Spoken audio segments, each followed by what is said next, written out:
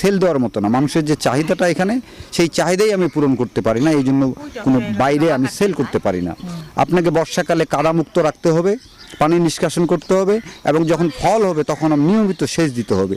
এই কয়েকটা কাজ করলেই বাংলাদেশে কমলা চাষ একটা বিশাল সম্ভাবনা। এবং ট্যুরিজমের ক্ষেত্রে, অ্যাগ্রো ট্যুরিজমের ক্ষেত্রে এই দার্জিলিং জাতের কমলা চাষ করলে সারা বাংলাদেশে ট্যুরিজমের একটা ব্যাপক পরিবর্তন হবে, যেটা ভারতের ভুটান দার্জিলিংয়ে তাদের সম্ভব নয়। এই জন্য নয়, তাদের অসমতল ভূমি, যেহেতু কমলাতে সেচ প্রয়োজন হয়, ওদের বৃষ্টির উপর নির্ভর করতে হয়, আকাশের বৃষ্টির উপর নির্ভর করতে হয়। যদি সে বৃষ্টিপাত কম হয় তাদের ফলন একেবারে নষ্ট হয়ে যায় বা ফলন কমে যায়। তা আমাদের সেই 100% সুবিধা আছে ইরিগেশনের, এই জন্য সমতল ভূমিতে দার্জিলিং কমলা চাষের বিশাল একটা সম্ভাবনা। এটা যারা করতে পারবে, আমি যেহেতু করতে পারছি, এবার দিয়ে এই বাগানে আমার 8বার ফলন হয়েছে, সারা বাংলাদেশে এভাবেই ফলন হবে। আমার এই যে বাগানের দৃশ্য আপনারা দেখছেন, যারা প্র্যাকটিক্যালি এসে দেখছেন, যারা টিভিতে বিভিন্ন